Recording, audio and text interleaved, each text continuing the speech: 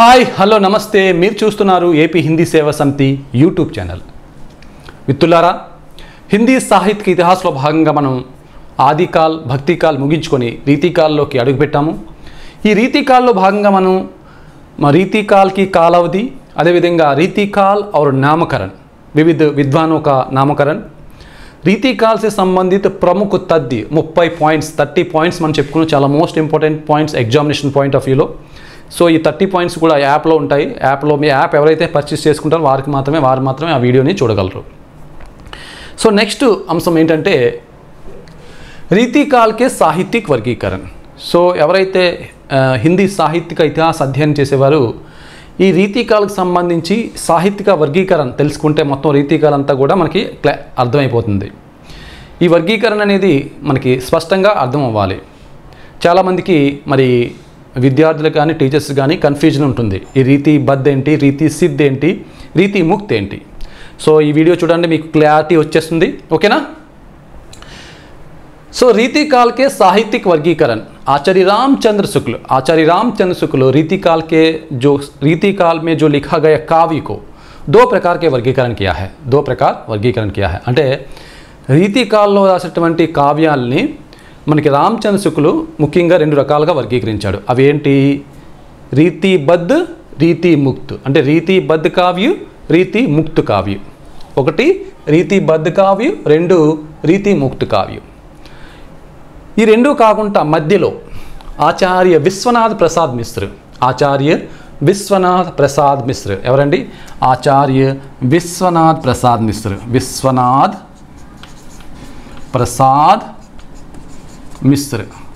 ఆచార్య విశ్వనాథ్ ప్రసాద్ మిశ్ర మధ్యలో రీతి సిద్ధ్ని కూడా పెట్టడం జరిగింది. రీతి సిద్ధ్ని కూడా జోడించడం జరిగింది. సో ఈ విధంగా మనకి రీతికాల్లో ఉన్నటువంటి కావ్యాలు మూడు రకాలుగా వర్గీకరించబడ్డాయి. ఒకటి ఏంటి? రీతి బద్ధ్ కావ్య, రెండు రీతి సిద్ధ్ కావ్య, మూడు రీతి ముక్త్ కావ్య. ఓకే, ఇవి కాకుండా రీతి ఇతర కావ్య కూడా ఉన్నాయండి. అవి కొద్ది మాత్రంలో రాయడం జరిగింది.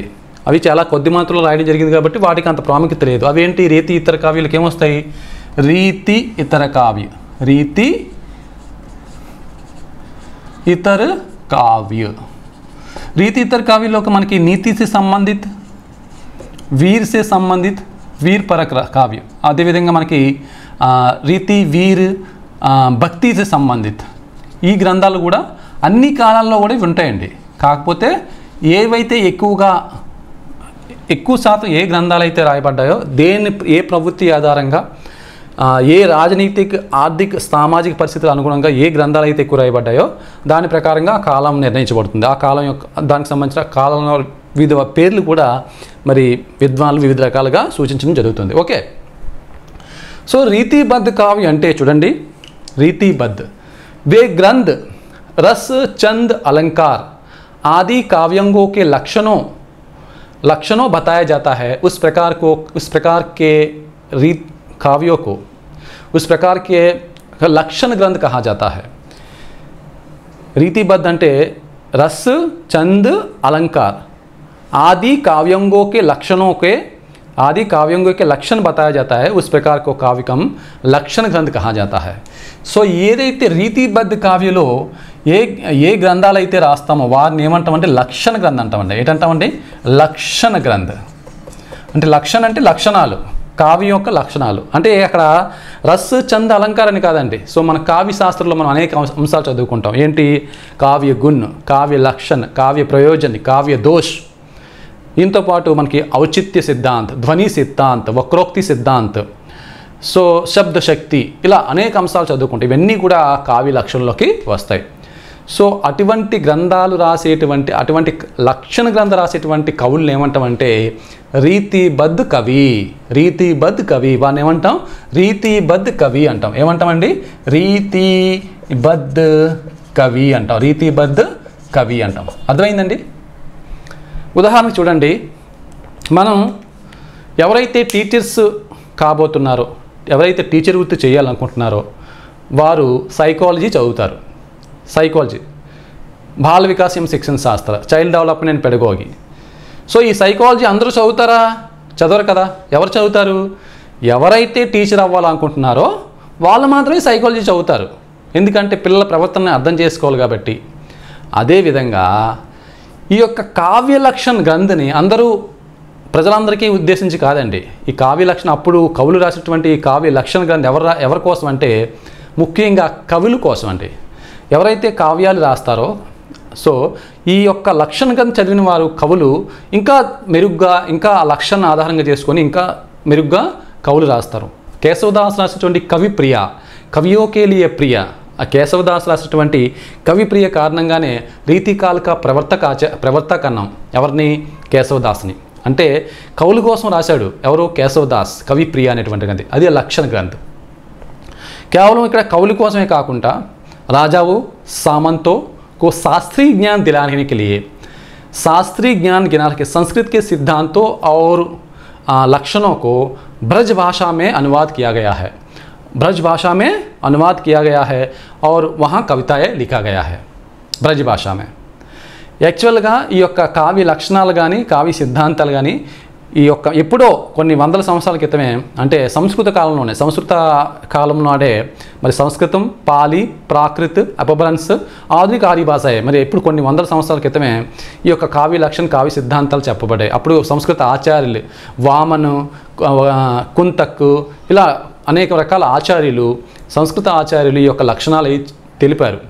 ఆ లక్షణాలని ఇక్కడ అడాప్ట్ చేసుకున్నారు అంతే. ఇందులో ఏ భాషలో? ముఖ్యంగా హిందీలోనూ కూడా కాదండి, బ్రజ్ భాషలో. ओके, ब्रज भाषा में उसको अडॉप्ट किया है.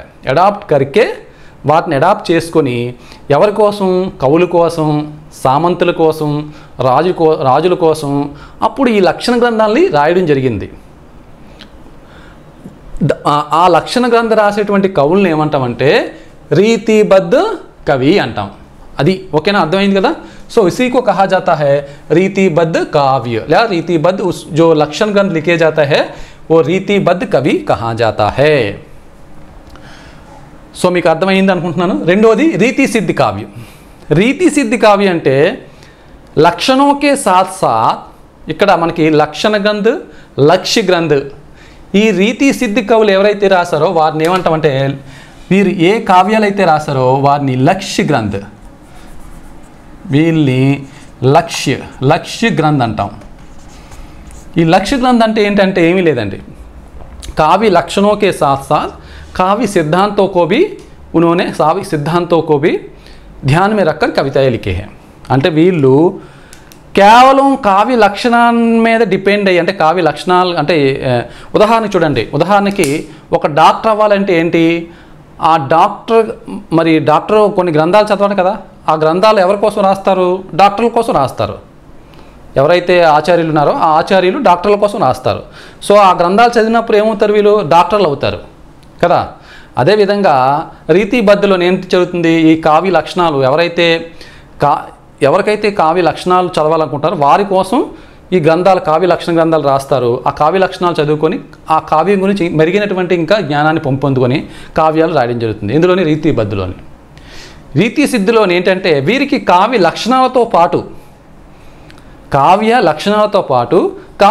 కావ్యం ఏ విధంగా రాయాలి, ఏ విధంగా భావాన్ని వ్యక్తీకరించాలి, అంటే ఏదైతే వాళ్ళు చెప్పాలనుకుంటున్నారో ఏదో ఒక స్టోరీ అవ్వచ్చు, లేదా రాజు యశస్సుని కీర్తిస్తూ రాయొచ్చు, లేదా అక్కడ ఉన్నటువంటి ఒక కథని కావ్య రూపంలో రాయొచ్చు. ఏది రాయాలనుకుంటున్నా వారు రాస్తూ కావ్య లక్షణాలని కూడా దృష్టిలో పెట్టుకుని రాయడం జరుగుతుంది. ఈ రెండింటినీ కూడా దృష్టిలో పెట్టుకుని రాసే వాళ్ళని ఏమంటామంటే రీతి సిద్ధ కవి. ఓకే, ఆ రీతి సిద్ధ కవి అంటాం. సో కావ్య లక్షణों के साथ साथ जो भी लिखना चाहते हैं, వాళ్ళు ఏది రాయాలనుకుంటున్నారో, ఏ భావాన్ని వ్యక్తీకరించాలనుకుంటున్నారో, అంటే ఏదైతే కావ్య సిద్ధాంతాన్ని దాన్ని దృష్టిలో పెట్టుకొని రాసేటువంటి కవుల్ని ఏమంటామంటే రీతి సిద్ధ కవి అంటాం. ఓకే, సో అది రీతిబద్ధ కవికి రీతి సిద్ధికి కవి అంటే వీళ్ళు కేవలం लक्षणों के आधार पर लिखा जाता है. रीति सिद्ध అంటే లక్షణों के साथ साथ కావ్య సిద్ధాంత్ అంటే అక్కడ అర్థం ఏంటంటే కావ్యం ద్వారా ఏదైతే వ్యక్తపరచాలనుకుంటున్నారో, ఏ భావాన్ని అయితే వ్యక్తపరచాలనుకుంటున్నారో, ఒక స్టోరీ, ఒక కథను వ్యక్తపరచవచ్చు. సుజాన్ రాశాడు, సుజాన్ శివ భవానీ భూషణ్ రాశాడు. ఛత్రపతి శివాజీ గురించి ఏదైతే స్టోరీని వ్యక్తపరచాలనుకుంటున్నారో, ఏదైతే మరి వాళ్ళు అప్పుడున్నటువంటి రాజు యశస్సు గురించి కీర్తించాలనుకుంటున్నారో దాన్ని వ్యక్తపరిచేటువంటి రాసే గ్రంథాలన్నీ కూడా ఇందులో రీతి సిద్ధి కావ్యాలకు వస్తాయి. ఓకే, అదనమాట. సో రీతి ముక్తి అంటే ఈ రెండింటికి సంబంధం లేదు, కావ్య లక్షణాలతోని సంబంధం లేదు వాళ్ళకి. వాళ్ళు స్వచ్ఛందంగా, అలాగని వీరికి కావ్య లక్షణాలపై అవగాహన లేదని కాదు అర్థం. అక్కడ వీళ్ళకి కావ్య లక్షణాలపై అవగాహన ఉంది, కానీ వీళ్ళు స్వచ్ఛందంగా దేని మీద డిపెండ్ అవ్వకుండా, లక్షణాలపై కానీ సిద్ధాంతాలపై డిపెండ్ అవ్వకుండా తమంతుడు తాముగా స్వచ్ఛందంగా अपने आप लिखे गए जो कवियों को क्या कहा जाता है, रीति मुक्त कवि कहा जाता है. क्या कहा जाता है? रीति मुक्त कवि कहा जाता है. ఓకే, అంటే వీళ్ళు స్వచ్ఛందంగా వీళ్ళు కావ్య లక్షణాలపై కానీ కావ్య సిద్ధాంతాలపై కానీ ఎటువంటి డిపెండ్ అవ్వకుండా తమంతట తాము స్వచ్ఛందంగా రాసేటువంటి కవులను ఏమంటామంటే రీతి ముక్త్ కవి. అంటే రీతి ఈ లక్షణ్ और రీతి సిద్ధాంతో పూర్తిగా బాహర్ అంటే పూర్తిగా బయట ఉంటారు, వాళ్ళ మీద డిపెండ్ అవ్వరు. అంటే ఆ లక్షణాలపై కానీ ఆ సిద్ధాంతాల డిపెండ్ అవ్వకుండా తమంతట తాముగా రాసేటువంటి కవులను ఏమంటామంటే రీతి ముక్త్ కవి అంటాం. ఓకే, అర్థమైంది కదండి. రీతి బద్ధ్ అంటే కేవలం మీరు ఒకటే గుర్తుపెట్టుకోవాలి, రీతి బద్ధ్ కావ్య అంటే जो लक्षण ग्रंथ लिखे जाता है, लक्षण ग्रंथ. रीति सिद्ध అంటే लक्ष्य ग्रंथ, అంటే लक्षणों के साथ साथ काव्य की मर्यादाओं को भी ध्यान में रखकर कविताएं लिखते हैं. రీతి ముక్త్ అంటే రెండింటితో సంబంధం లేకుండా రాసేటి వాళ్ళే రీతి ముక్త్. అర్థమైందా? అది. సో రీతి బద్ధ్, రీతి సిద్ధ్, రీతి ముక్త్. ఇప్పుడు మనం మొదటిగా రీతిబద్ధ్ కవి, రీతిబద్ధ్ కవి, మరి అనేక మంది రీతిబద్ధ్ కవులు ఉన్నారు. వీరి గురించి మొదటిగా అధ్యయనం చేద్దాం, నేర్చుకుందాం. ఓకే, ఆల్రెడీ మీకు ఒక ట్రిక్ ఉంది ఇక్కడ. ఈ ట్రిక్ ఆల్రెడీ మీరు కొంతమంది చదివి ఉండొచ్చు, ఇది ఫేమస్. ఈ రీతిబద్ధ్లో మరి కొంతమంది కవులు ఉన్నారు, రీతి సిద్ధిలో కొంతమంది కవులు ఉన్నారు, రీతి ముక్తిలో కొంతమంది కవులు ఉన్నారు, చాలామంది కవులు ఉన్నారు. అందులో మనం ప్రముఖ కవుల గురించి చదువుకుందాం. సో అందరి గురించి చదివితే మనం గుర్తుపెట్టుకోవడం చాలా కష్టం. అందువల్ల ప్రముఖ కవులు, వారి రచనలు, అందులో ఉన్నటువంటి విశేషతలు, వారి అంశాలు, మొదలైన ముఖ్యమైన అంశాలు మనం నేర్చుకుందాం. ఓకే, ముందుగా మనం ఏంటి రీతిబద్ధ్ కవి. రీతిబద్ధ్ కవి ఎవరెవరు? సో రీతిబద్ధ్ కవి ప్రవర్తक है కేశవ से ప్రారంభ होता है, కేశవదాస్ నుంచి ప్రారంభం అవుతుంది. సో రీతికాల ప్రవర్తక ఎవరు? కేశవదాస్. కేశవదాస్ నుంచే ఈ రీతిబద్ధ్ కవి కూడా ప్రారంభమవుతుంది. అందువల్లే ఇక్కడ చూడండి, కేశవ్ ఇక్కడ ఒక దోహే అంటే ఒక ట్రిక్ ఇవ్వడం జరిగింది దోహే రూపంలో. కేశవ్ చింతా కుల్కి కరే, కేశవ్ చింతా కుల్కి కరే जसवंत बिकारी ग्वाल. पद्मा का रस दूल्हा, पद्मा का रस दूल्हा ले भूषण दे मतिराम, भूषण दे मतिराम. ఓకే, ఇక్కడ కేశవ్ అంటే ఎవరండి? కేశవదాస్. చింత అంటే చింతామణి.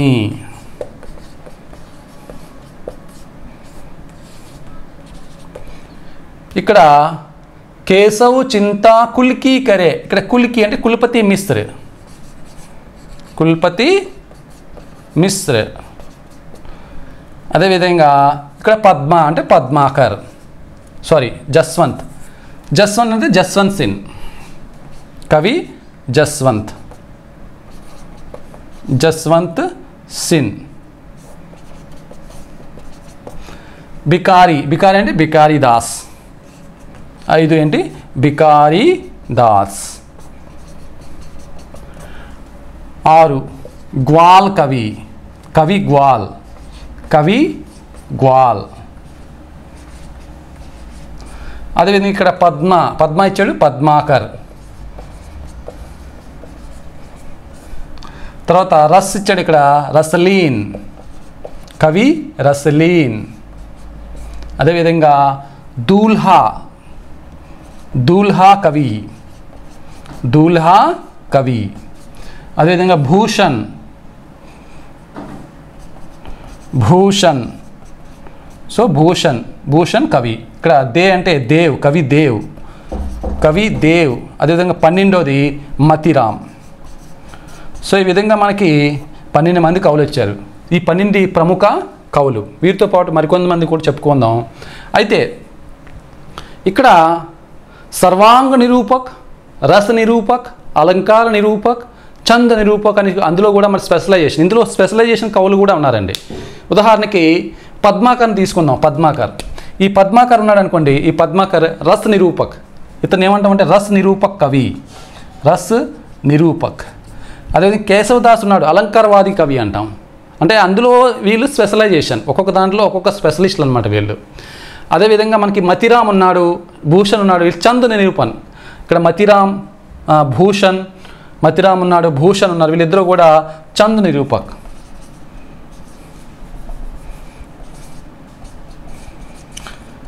అంటే వీళ్ళు చంద శాస్త్రంలోని మర్మజ్ఞులు అనమాట. చంద శాస్త్రంలో బాగా అంటే వీళ్ళు స్పెషలైజేషన్, అందులో కూడా స్పెషలిస్టులు అనమాట వీరు. అయితే అంత డెప్త్గా మనం వెళ్ళవసరం లేదు.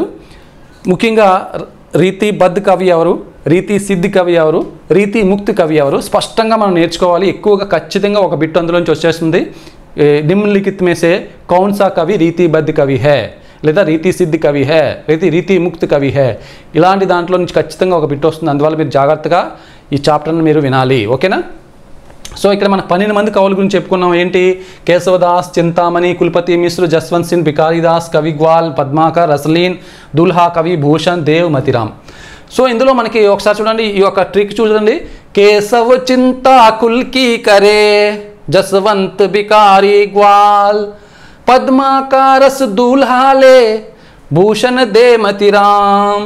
సో ఒక 4-5 సార్లు మనం ఇలా కంఠస్థం చేసేస్తే మనకి ఎగ్జామ్లో టక్మని ఈ దోహేని మనం గుర్తుపెట్టుకుంటే మనకి ఎక్కడ మిస్టేక్ అనేది జరగదు.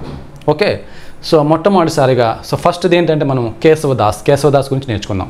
రీతిబద్ధ కవియోं में కేశవదాస్ కా పహలా స్థాన్ హై. రీతిబద్ధ కవుల్లో మరి కేశవదాస్కి మొట్టమొదటి ప్లేస్.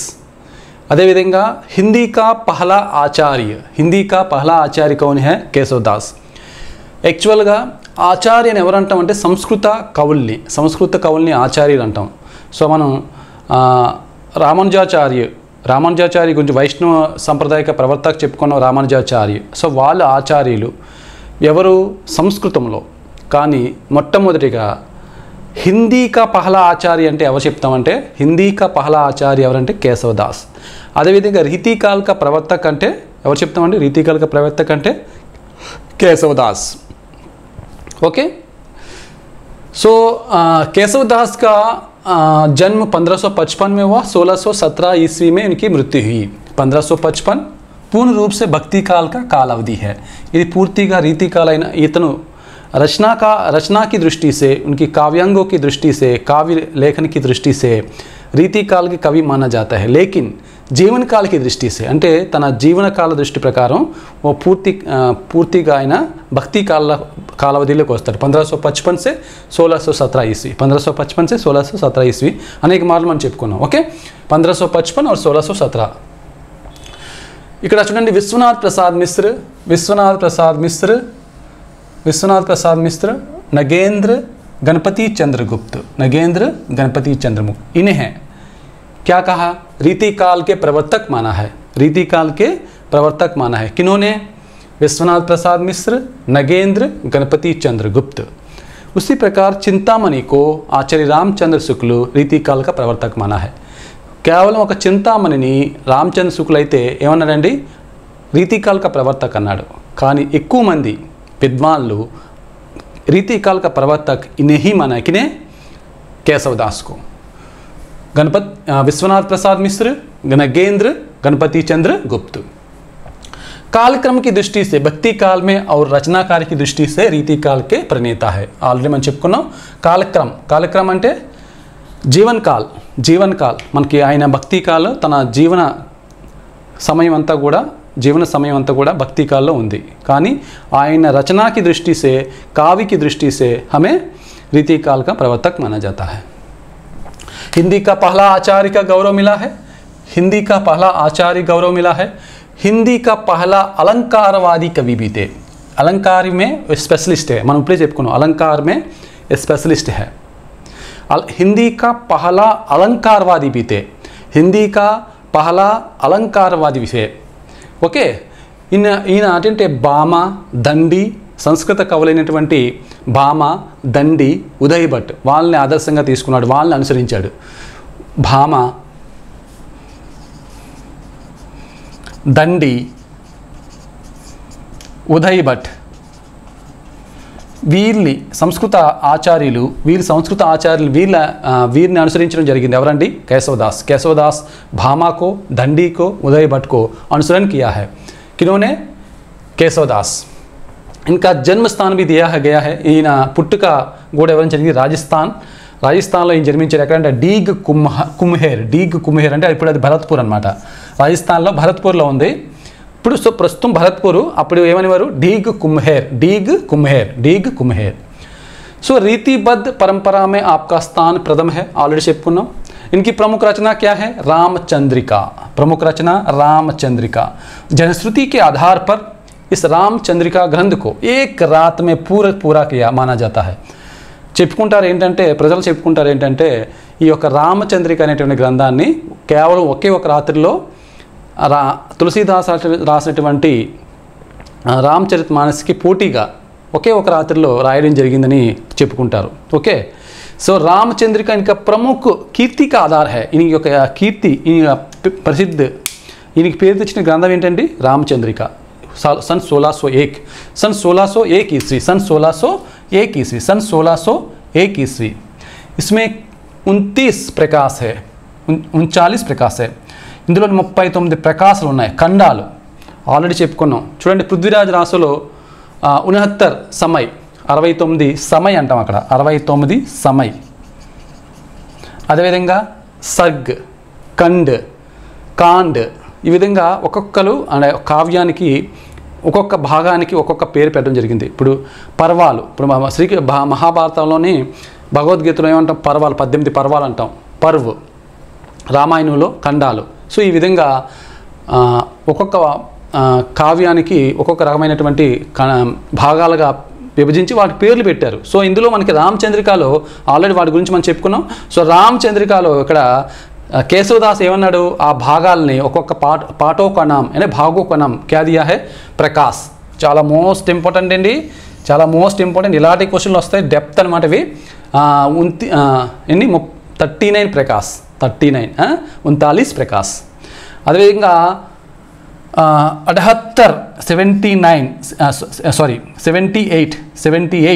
78 प्रकार के चंदों का इन्होंने ప్రయోగ్ కియా హై. 78 రకాల ఛందస్సుల్ని అందులో వాడడం జరిగింది. 78 ఛందస్సులుని కేవలం ఒక కావ్యాన్ని రాశారంటే ఏదో దోహెలను కానీ, లేదా సోరటాలో కానీ, రోలాలో కానీ, లేదా 2-3 ఛందస్సుల్లో కానీ రాయడం జరుగుతుంది కావ్యాన్ని. కానీ ఇతను అలా కాదు, 78 ఛందస్సులు ప్రయోగించాడు, 78 రకాల ఛందస్సుల్ని.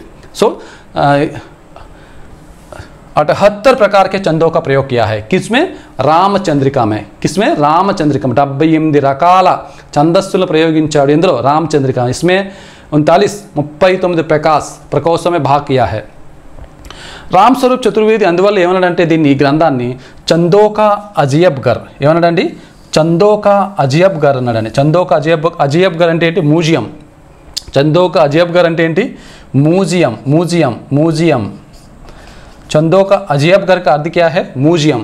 चंदों का अजयबगर अन्नाडु. राम स्वरूप चतुर्वेदी रामचंद्रिका को क्या कहा? चंदों का अजयबगर कहा. राम स्वरूप चतुर्वेदी ने चंदों का अजयबगर कहा. किसको? रामचंद्रिका को. किसका लिखा?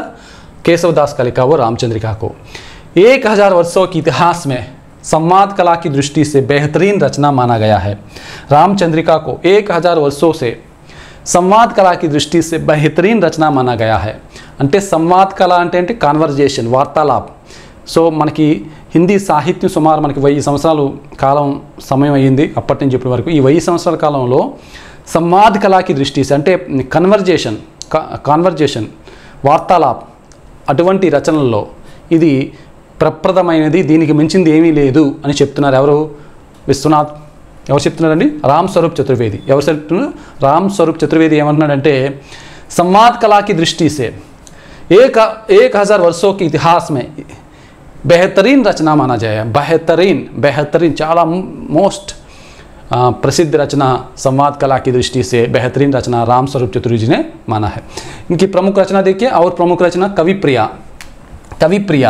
ఈ కవిప్రియ అనేది రీతి గ్రంథ ఆల్రెడీ చెప్పుకున్నాం. ఈ కవిప్రియ కారణంగా రీతికాల का प्रवर्तक माना गया है.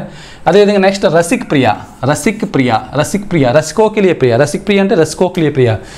రసికో అంటే లోగో కే లియే ప్రియ, అంటే ఇది ప్రజల కోసం, ఇది కవుల కోసం. Next Jahangir just Chandrika. ఈ జస్ అంటే ఎస్ అండి. ఎస్ అంటే యశస్సు, అంటే జహంగీర్ యొక్క యశస్సును కీర్తిస్తూ రాయడం జరిగింది జహంగీర్ ఎస్ చంద్రిక. అదేవిధంగా మనకి ఆది కాలంలో కూడా సేమ్ ఇలాంటి గ్రంథం ఉంటుందండి. చాలా మనకి కన్ఫ్యూజ్ అవుతూ ఉంటారు. జయమయాంక్ జస్ చంద్రిక. సో జయమయాంక్ జస్ చంద్రిక ఎవరు రాశారు? మధుకర్ కవి రాశారు. ఎవరండి? మధుకర్ కవి. చూడండి, జయమయాంక్ జస్ చంద్రిక.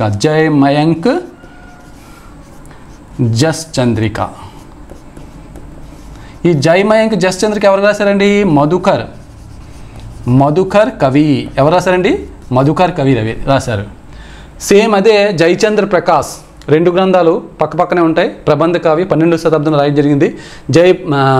జయచంద్ర ప్రకాష్ ఎవరు రాశారు? భట్కేదార్. జయచంద్ర ప్రకాష్.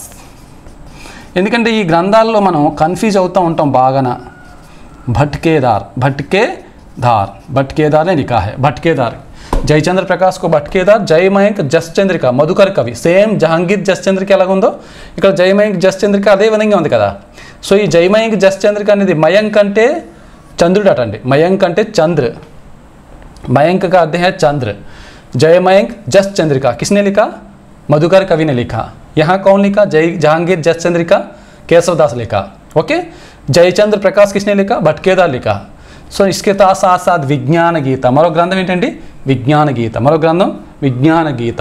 సో ఈ విధంగా మనకి కేశవదాస్ రాసినటువంటి ప్రముఖ గ్రంథాలు రామచంద్రిక, కవిప్రియ, రసిక్ ప్రియ, జహంగీర్ జస్ చంద్రిక, విజ్ఞాన గీత. రామచంద్రిక, కవిప్రియ, రసిక్ ప్రియ, జహంగీర్ జస్ చంద్రిక, విజ్ఞాన గీత. సో ఈ రామచంద్రిక కారణంగానే इन्हें भक्ति काल में राम भक्ति शाखा में भी प्रमुख कवि भी माना जाता है. ఈ రామచంద్ర కారణంగానే ఈయన్ని భక్తి కాలంలో కూడా పెట్టడం జరిగింది. భక్తి కాలంలో కూడా రామ్ భక్తి శాఖలో ప్రముఖ కవిగా కూడా సూచించడం జరిగింది. సో అదేవిధంగా కవిప్రియ కారణంగా రీతికాలకే ప్రవర్తకనం. అదే రీతికాల్లో కూడా మనం చదువుకోవాలి, భక్తి కాల్లో కూడా ఇతన్ని చదువుకోవాలి. ఓకే, అర్థమైంది కదండి కేశవదాస్ గురించి. చూడండి, కేశవదాస్ हिंदी का पहला आचार्य है. केशवदास रीतिकाल का प्रवर्तक है. केशवदास रीतिबद्ध कवियों में अग्रगामी यानी प्रथम स्थान है. रीतिबद्ध कवियों में इसी से प्रारंभ होता है. ओके, इवी मूड మనం గుర్తుపెట్టుకోవాలి. हिंदी का प्रथम आचार्य है. ओके, इनका प्रमुख रचना क्या है? रामचंद्रिका, कविप्रिया, रसिक प्रिया, जहांगीर जस चंद्रिका, विज्ञान गीता.